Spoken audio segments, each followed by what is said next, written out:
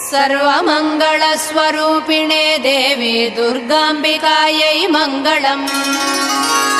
मङ्गलम् कनकाम्बरधरे मङ्गलम् विजयाचलवासिने। सर्वगुणसम्पूजिते देवी नित्यम् भवतु मङ्गलम्। वरदाभयहस्ते भवानी निखिलेश्वरी। बाला त्रिपुरसुन्दरी देवी नित्यम् भवतु मङ्गलम्।